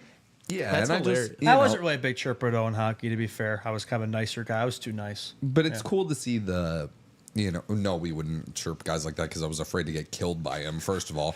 But it was just like, now the hockey down there, it's like a lot of the guys I played with growing up that were like really good hockey players, like those guys have like stayed down there. A lot of them are in like the you know, what do you call that? Like the personal training kind of like hockey space. Like they're teaching the next generation. A lot of them like stick around and like have carved out careers for themselves in hockey, where, you know, the generation before that wasn't an option down there in South Florida. Yeah. The other thing too is like, you know, the Panthers were my second favorite team growing up after the Leafs. Sorry, all of our Hawks fans, but you know, it was always like, is this the year they moved to Quebec City? Is this the year they moved to Hamilton? Is this the year they moved? You know what I mean? And like now it's like, okay, well, they've won the Stanley Cup. You know, yeah, sometimes you turn on a Panthers game and there's still like empty seats in the arena. It's gotten better though. Tenant's definitely gotten better. It had, and the playoff atmosphere there too is. I went to a game not last year, the year before on their run. I went to a second round game when they played the Maple Leafs. And it was like unbelievable in there. I remember sitting in the stands, and before the game started, it was like empty, and I almost had like this like weird like sinking feeling where I was like, oh my god, is this going to be like an empty second round Stanley Cup playoff game? And then like as soon as I thought that, a just huge flood of people came in, and it was electric in there. Like that was the game. Sam Reinhart scored the overtime winner. I remember that one. Yeah. And it was like bumping in there, like absolutely bumping. And they've turned it around, and I think it's cool that they're going to put an outdoor game there. It'll be interesting to see if they can actually keep the ice frozen. But yeah, and you have to think interest in hockey in general in Florida, especially in youth hockey, has increased a lot. I mean, they've been every Stanley Cup final since 2020 now. 3 with the Lightning and 2 with the Panthers. Got that cup win obviously last year, Florida too, and it could be back this year the way that team's looking. So good for them. Definitely deserve to get rewarded for Winter Classic. But Bettman threw it out there like it was some crazy idea. So we'll see. I mean, to me, it looks like I'm not really surprised, but I think that's what we're expecting. But yeah, not really the most very southern market, like you said, so maybe not the best winter or classic weather, but the NHL has not been afraid to kind of change it up with that game. my only thought is sorry, I'll let you go in a second here, but why not have them play the Tampa Bay Lightning? Yeah, why the Rangers? Battle of Florida would have been an awesome Winter Classic matchup. Kind of a missed opportunity there with the Rangers. Well, you know what it is all the snowbirds down there. There are a lot of New York Rangers fans. New York fans travel well. I'm sure a lot of them live in Florida. Yeah, a lot of them. A lot of older, a lot of the older people. Florida is a lot everyone's of old people grandparents moved to Florida from New York, Chicago, from here too. My grandparents live in Florida. Oh, really? Oh, yeah. Oh. Well, they did. R.I.P. Oh, jeez. Whoops. Oh, Not to ruin the vibe here, guys, all right? They're old. It's okay. People die. Things happen. Oh my God! Wait, we're gonna die?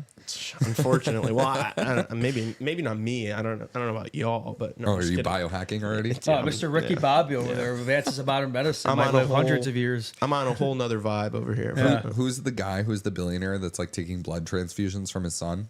Have you guys read that story? What? No, that's sick though. No, there's this billionaire, Brian Johnson, I think his name is. He's whatever. This is a weird side tangent, but yeah, I love it. I have not heard about this. He's trying to cheat death, and it's dude, come on. Yeah, you're not that guy, pal. You're not okay. You're not a god, a demigod. How about, speaking of God, that was an awful transition, but how about Patrick Kane's overtime winner last night? That was a pretty sick goal there. Then he did the little holy heartbreaker celly after that. That was pretty cool. I love that. That was a nice celly. Pretty cool stuff. I think there's some nuns in the crowd, so maybe that's why he pulled out that celly. But yeah, Patrick Is that Kane, actually why? I'm just speculating there. No, maybe Patrick Kane's not nuns He in just the made crowd? that Oh. up. Yeah, no, there were actually. Yeah, I don't know if that was some holy night there in Detroit, but yeah, maybe Patrick Kane's a big fan, big guy of faith. I don't know, but pretty cool to see that. Big Jesus guy. Shout out to Patrick Kane. Yeah, sick goal. They're clawing their way back a little bit. 5 there. straight wins. They're 500 now. The Rangers the Red Wings have looked a lot better under McClellan. So maybe that coaching change. We speculated maybe it was a roster issue. It wasn't that good. It wasn't going to change much. Maybe it's just that initial bump, right? That's lasted longer for them than it did for us with Sorensen, but different squads. But I don't know. This Red Wings squad, they're not far out of a playoff spot here. That playoff race in the East is looking really tight. It could be in it. I don't know. Yeah, I mean, there's 7 teams within 3 points of each other in the East. It's pretty up in the air.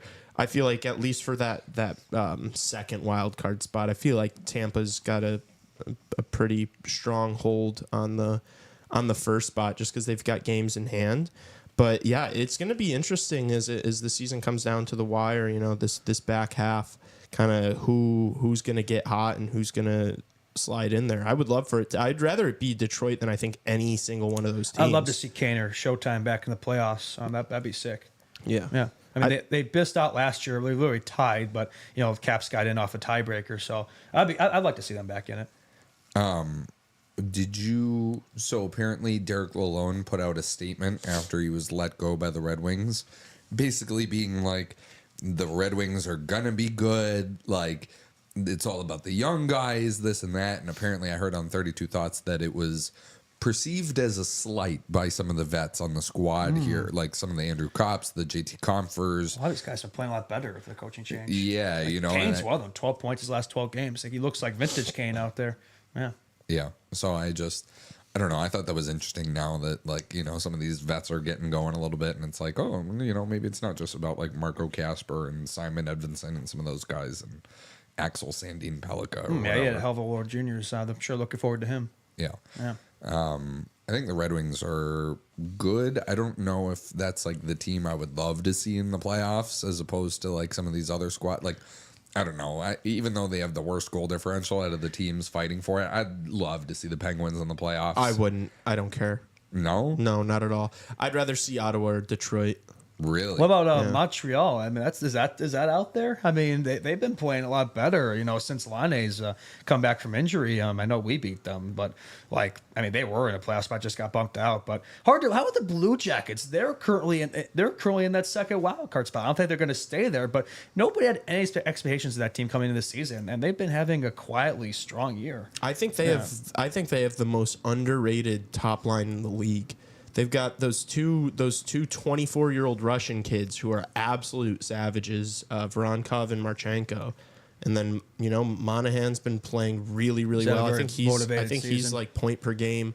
He's playing at Heavy Art this season. Yeah, they're kind of sick. They're gonna be really good in the near future. Really good is a I don't know. I think they've got a decent amount of prospects, and I mean those two studs on their top line are literally they're 24 years old. Yeah. So I mean, get those guys locked up for a long time at decent contracts now, and shit. Yeah, centers in the mix too, right? They've come back a bit down there lately, but I mean they've been a lot better, lately as well. And Brady Tkachuk was always present at the World Juniors I saw, so that was pretty cool to see. Maybe rallying the U.S. troops there, but they're definitely in the thick of it, looking to break that drought. Same as the Red Wings, both of them are in long playoff droughts right now. I'm looking to get out of that. I mean, it looks like pretty much every team in here besides the New York squads are in the mix at the moment. Yeah. So, okay, let's stick on one team instead of bouncing around here a lot, because I think we just did that whole Eastern Conference in like 30 seconds here. Speed running it. So, okay, so the Blue Jackets are currently in the spot, so we could spend another minute on them. So I've seen some stuff about, one thing that was interesting. So they beat the Penguins last night in a shootout in Pittsburgh, and I was looking on Blue Jackets social media yesterday, and a lot of the talk of the guys was like, we haven't won here in a while. Did you know when the last time the Blue Jackets beat the Penguins was in Pittsburgh? Like years, like a long time, decade. Almost 2015 was the last time the Blue Jackets won in Pittsburgh. Wow, I swear I did not know that. Yeah. That's wild. That is what, yeah. So that was like a big weight off their shoulders. And those two teams, like, it's not like, I'm sure if you ask the Penguins, it's not a real rivalry. But if you were to ask like the Blue Jackets, like who their biggest rivals are, it's probably the Red Wings and the Penguins, right?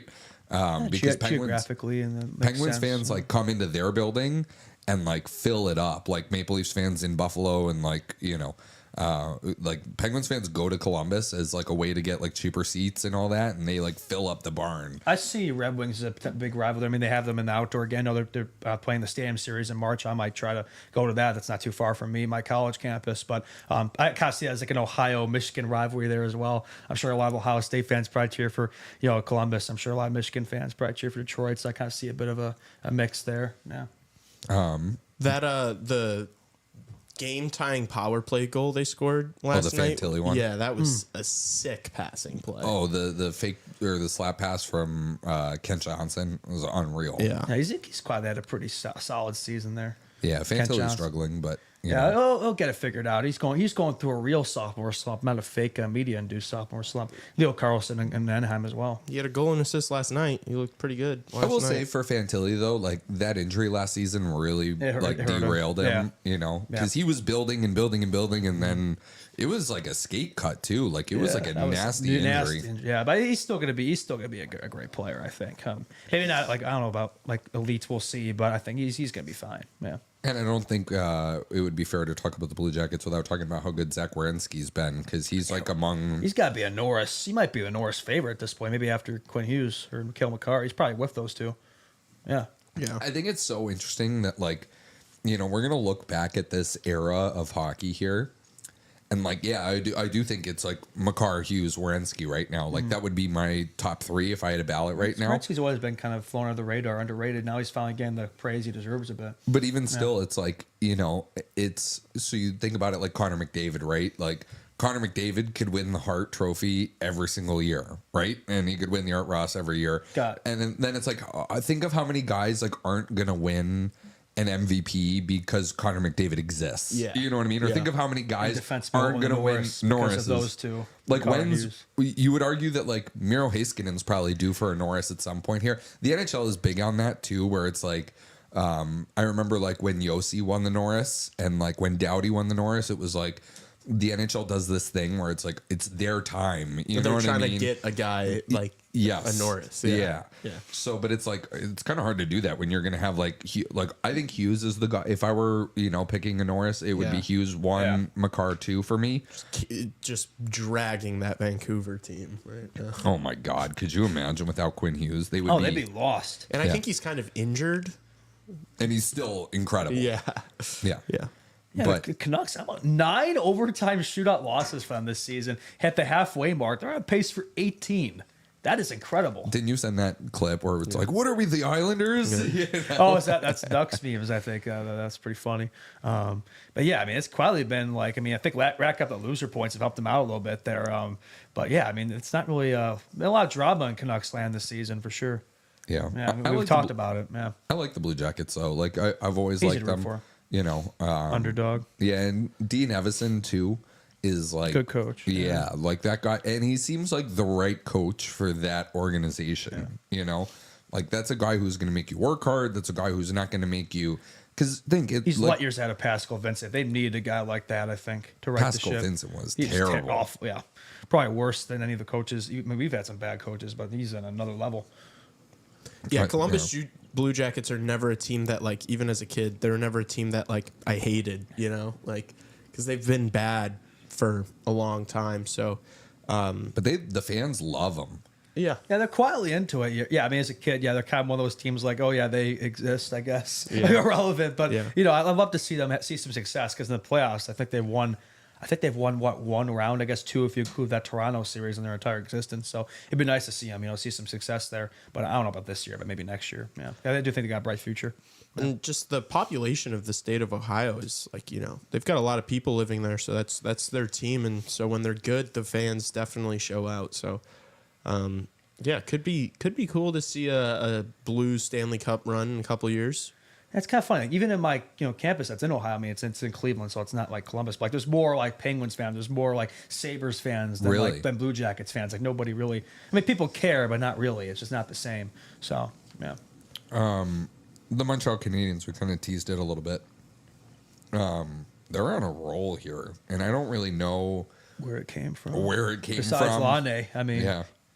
I know he's been good for them, but I mean, the look of the squad, it's like it doesn't scream a playoff squad on paper, but I mean, they've been playing pretty damn good hockey lately. Except for at the United Center, baby. Yeah, except for that's funny. That's it. They beat so many good teams, they lose to us, and that's the one team we've beaten. They beat the Panthers and the Lightning and the Golden Knights, and then get beaten by this 2025 Chicago Blackhawks. Yeah, that's hockey for you. It makes no sense sometimes. Report today coming from Renaud Lavoie, TVA Sports, I think he works for. Ivan Demidov will not be able to play for the Montreal Canadiens this season. I guess there was hope that they would be able to make that happen, but I think it's after the NHL trade deadline. You can't play. I'm not surprised by that. I don't think that was. I also really, don't I don't even think think that was he'd really be the ready. plan for Yeah. them. And I don't think I know that. Oh, it's like if they make the playoffs, he'd be there for them. I still don't think they're going to make the playoffs. Like same deal with the Blue Well, he's not Jackets. available for the playoffs, even if they make it. That's what I'm he saying. can't Like play. I don't think he would have been playing for them anyway. So, but next year you think he will be there for them, and yeah, that'll be probably your Calder favorite for next season. But that's another topic for another time. Yeah. The comments under this post are pretty funny. It's like, Ivan Demidov will not be able to play for the Canadiens this season. Somebody commented, I too will not be able to play for the Canadiens this season. Yeah, and I've already seen some people in my Hawks chat. So like, ooh, Kyle knew, yada yada. It's like, well, I don't think Artie Levshaw's gonna be playing for us this season. So like that doesn't really change anything there. I mean, I still think I know I probably talk about this too much on this pod, but I still would have. Yeah, no. If Every time I see Demidov, I'm like, damn it, man. I just my gut feeling was that's the guy, but I think the rise of Roman cancer was help us cope a little bit over here, right? Yeah, if a player's availability to be able to play on the NHL team for that first season after you draft them has anything to do with your decision making process ridiculous. when drafting, you're bad at your job. Yeah, it's possible. I mean, if we've been talking about Higgins, Mason Marteau on the show, it's possible none of those guys are playing for us next year. I think probably none of them should be. I don't know if any of them seem like, I don't know, watching Higgins at the World Juniors, like he was good. I don't know if it screamed like he could be in the NHL now. Like I remember we had this conversation last year watching Celebrini in Boston. Like we said, we're like, this guy could probably be playing the NHL right now. I don't know if I feel the same way about, I mean, if you didn't even bring Michael Misa to the tournament, are you going to put him in the Blackhawks roster right away if you draft him? I don't know. I don't think so, at least. Yeah, but the thing is, I don't think waiting a year is necessarily a bad thing. No. Like, it's not like, again, I think this Hawks, fan base, I will say, does lack a bit of patience at times. Maybe we do too at times. I know we've been a little more critical lately, but I just think we got to keep our eyes on the prize here a little bit, keep things in perspective. But anyway, back to the NHL. Okay, no. First of all, I need to shout out this guy in chat. First of all, he says, first time listener from the Yukon. Glad this popped up in recommendations. Yeah. Shout out you from the Yukon. Follow us on Instagram and send us pictures of the Yukon because I am so interested about everything Yukon related. Yeah. Actually, including Gavin McKenna. Yeah, can you talk with Dylan Cousins over there? Try to get him to come to Chi-Town? Yeah. So shout out you from the Yukon and anybody else listening. I know we have like a lot of people from like Finland listening and stuff like that. So if you're from another country, like we appreciate you. USA, right? Hawks fans don't have to be, in Chicago or in Illinois. Hawks have a good international fandom. Yeah, they really Not do. just Chicago. A lot of people from other places. That's Remember good to when see. we had Brazil as like one of our most popular countries listening This to our is show? Brazil. Yeah. What were we, like the number one hockey podcast? In We Brazil were the for a number bit one there? hockey podcast That's in Brazil That's pretty for a cool. while. Yeah. I think Come that to might Brazil. be off the back of it, like a couple of people in Brazil listening. Yeah, or just Hey, like bots or something. Like, They don't ask Brazilian how. bots. Yeah. And also somebody telling us that I'm wrong about Ivan Demidov. Yeah, the KHL extended contracts through May 31st, and that's the issue. It was also kind of an issue of like you have to be on the roster by the deadline to be able to play in the playoffs. There's something like that. Yeah, There no, is something like that's a that. thing. Yeah. Unless you're a college player, because he's playing in the KHL, it's different. I remember when this is such a deep cut. I don't know if anybody's going to remember this, but when Marty Turco signed with the Boston Bruins late in the season, it was only for like the stretch run, and they signed him knowing that he wouldn't be eligible if they made the playoffs. I don't think they ended up making the playoffs that year, but they signed him to try and like get some points going, and so that does happen. But like, yes, if Ryan Leonard signs with the Capitals 2 days before the season ends, he is eligible to play for the playoffs. But it's just the way some of these rules work. Capitals, man. Like, not only they're cooking right now, like they got it's kind of a underrated prospect pool too. Like, I was like watching the World Juniors. It's like Cole Hudson, Ryan Leonard. They got all these guys. It's like, damn, like they're looking in a much better spot than the Penguins are in their situation. If you want to compare the Ovechkin Crosby teams, because the Penguins, it's like, yeah, I mean they're kind of washed out and they don't really have much to look forward to. I mean, they got Rucker, McGroarty. I mean, who else in that prospect pool? I couldn't even tell you.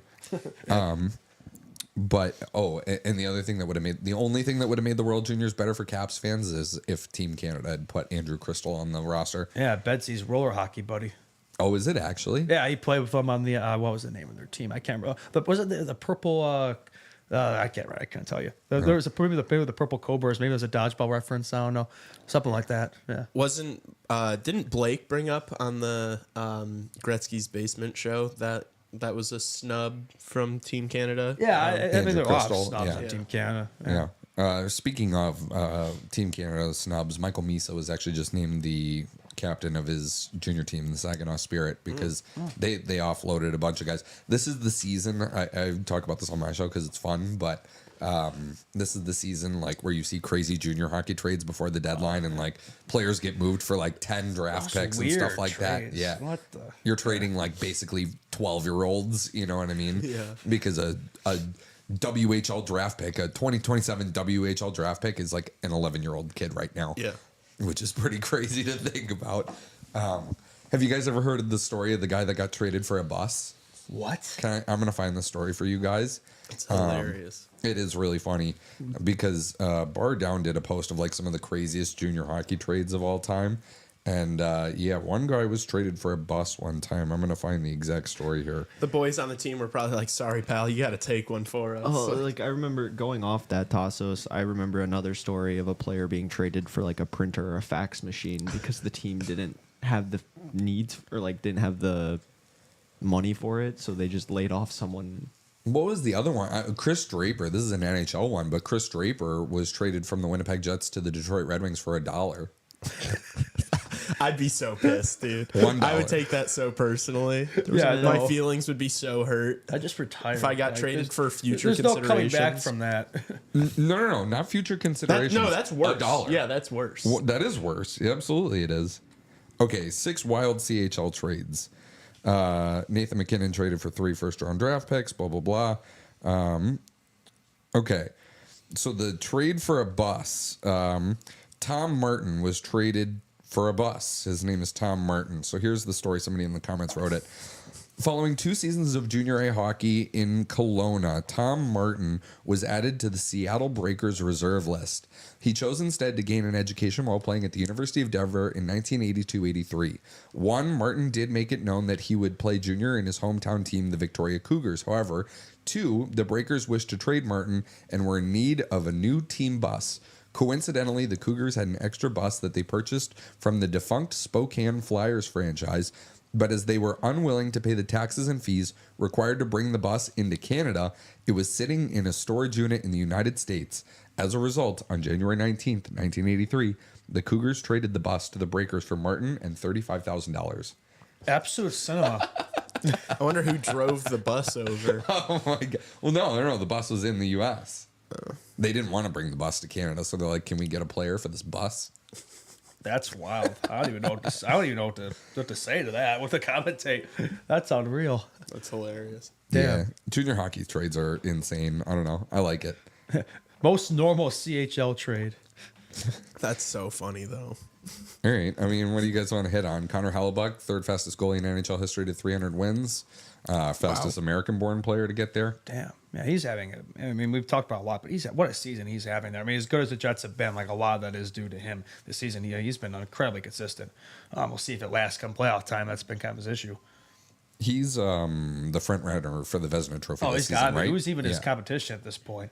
I don't know. It feels like actually. his to lose. I mean, yeah. Who is the next guy?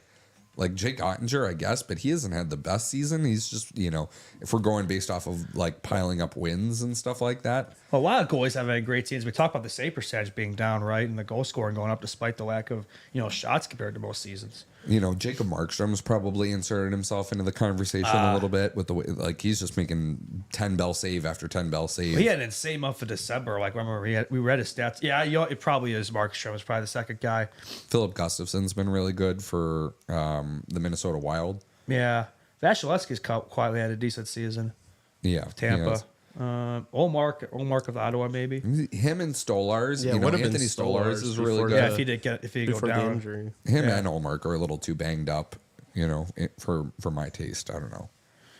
Yeah. That'll be an interesting kind of trophy. That's probably that and the Calder, I guess, is the most down to the wire trophy race that we'll see this year. Yeah, I mean, Calder. I mean, we talk about, It's got to be Hellebuck. I think if you give it with to the Calder race, we talked a lot about Beachcroft, Celebrity, and Wolf. We haven't really talked a lot about Lane Hudson. Like he was named the rookie of the month for December, and he's just racking up the points right now. I think he's leading rookies in points for now, 30, if I'm not mistaken. He's been cooking, racking up at Apples and in Montreal land. Yeah.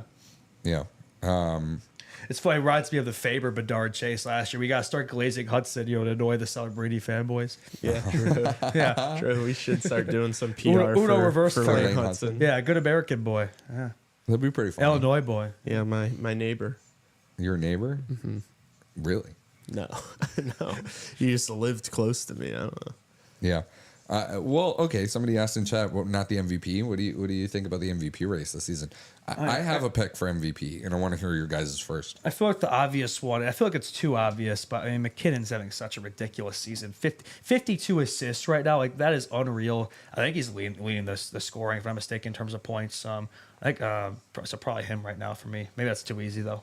Yeah, I mean, it's not gonna go to anybody out of like the top 3 in points.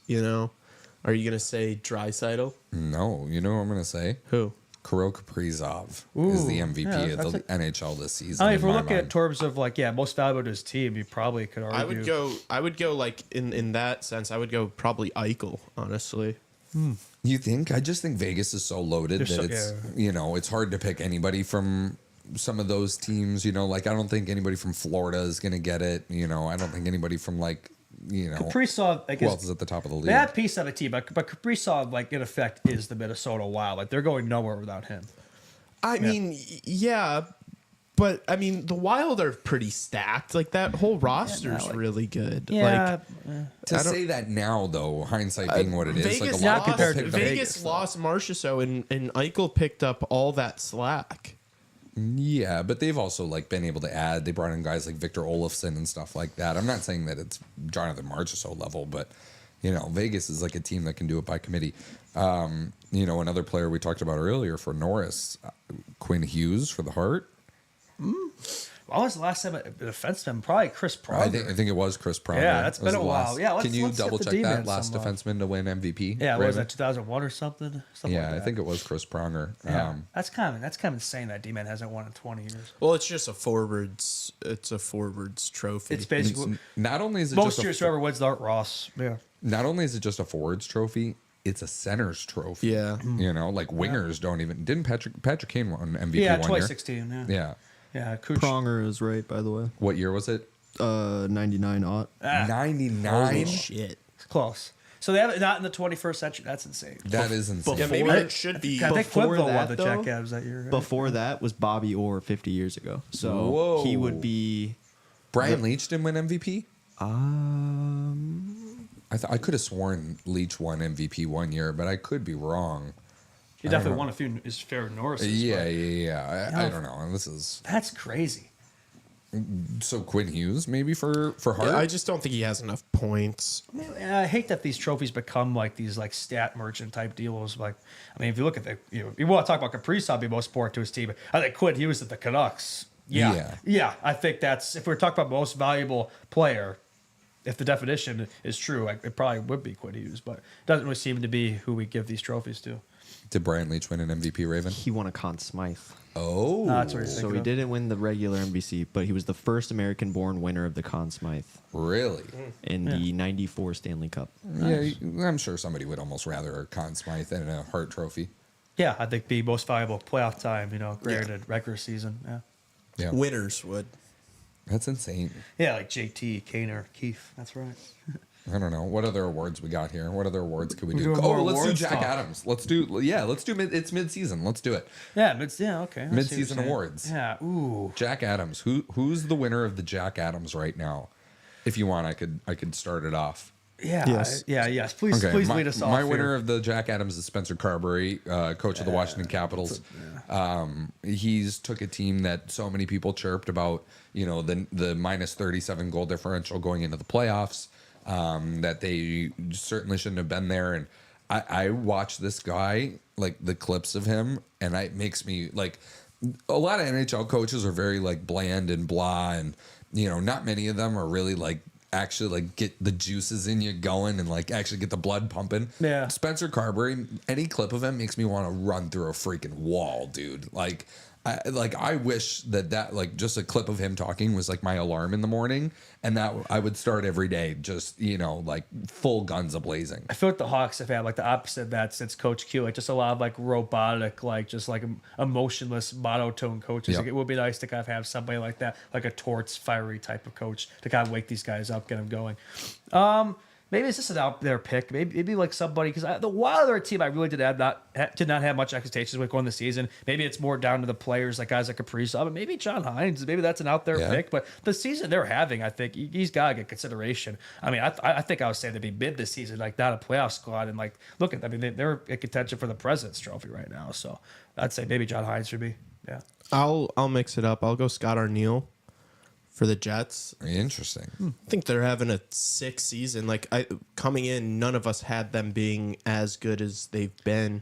That's a popular narrative. Even though they were like kind of did the same thing during the regular season last year. I think the start they had was insane, and I know a lot of that is to do with like Hellebuck, but yeah, why not? I'll mix it up. I think you're right though, Tassos. Yeah, we had like one stretch there for a little while where it dropped off a bit, but since then they've been right back on track and kind of kept it going. So For me- yeah, a lot of it I think similar to Kaprizov in Minnesota, it's probably a lot of it's the Hellebuck effect, but still, I think he deserves some credit for that. Yeah, it's either that or Luke Richardson for me. So Well, I think Sorensen would be my pick. Oh my God. Could you actually imagine? That'd be crazy.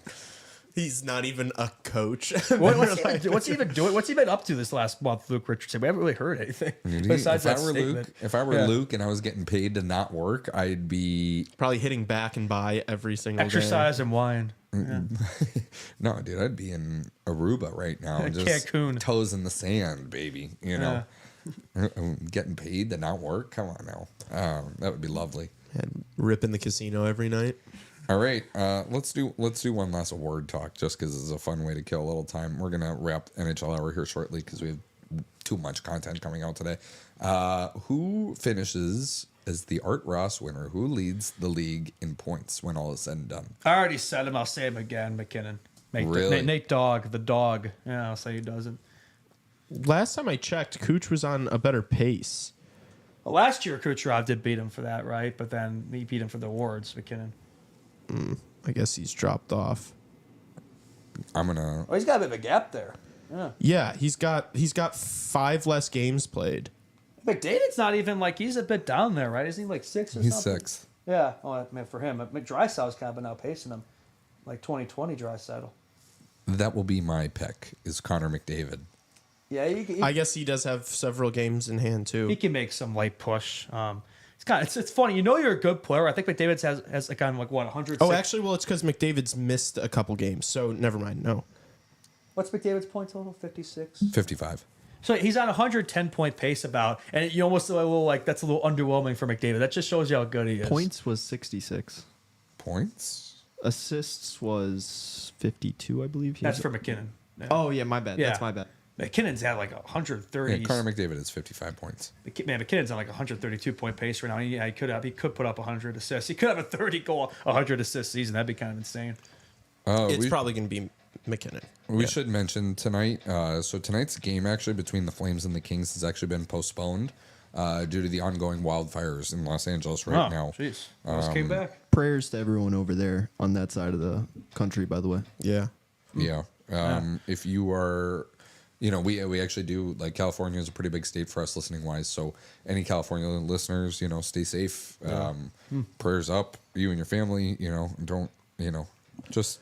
Sucks that like the government in California is not like ready for that. Maybe like Gretzky, governor there to save them. Severely underprepared for things like that. And I don't it's know horrible. how true it is, but I saw something that the LA mayor cut like $17 million from the firefighters' budget a few months ago. Yeah, So there That you probably go. wasn't a great decision. There you go. Wayne Gretzky. Yeah, I mean, it next, sucks. It's like decisions like that, not to do politics talk, but it's like decisions like that, Probably like shouldn't. ruin people. I mean, no, fuck it. I don't give a shit. No, fuck that.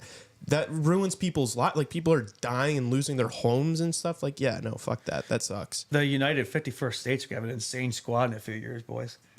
Yeah. Yeah. The other thing I will say to wrap up, we can wrap the show here pretty much. But I will say an idea that we're having. I'll share this right now.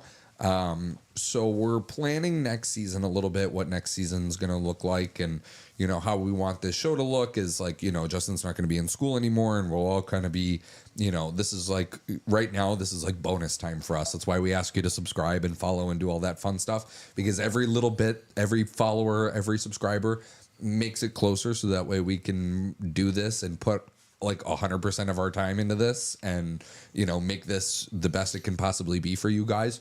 So we've had a couple of thoughts for next season. One of them was to make this show a 5-time-a-week show, like Monday to Friday.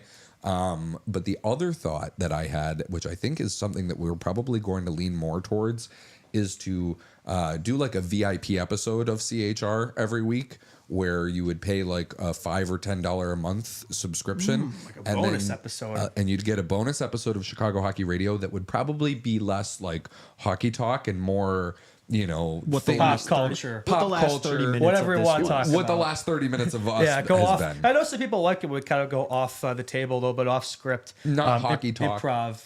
Yeah, like a little break from it, because I'm sure you got, we talk a lot about the Hawks, NHL all the time, and sometimes it's good to hear other stuff. So I think that'd be kind of fun. Yeah, but so like if that's something you guys are interested in, let us know first of all. Like DM us, be in the comments, being like, hey, like I would listen to a VIP episode of this. Like that would be really fun. I just think it'd be a fun, different way to like talk about other things. I don't know.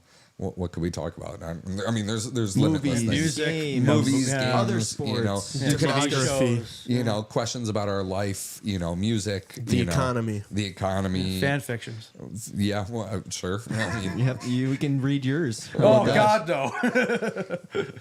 but yeah, no. So that's an idea we're having. So, you know, be on the lookout for something like that.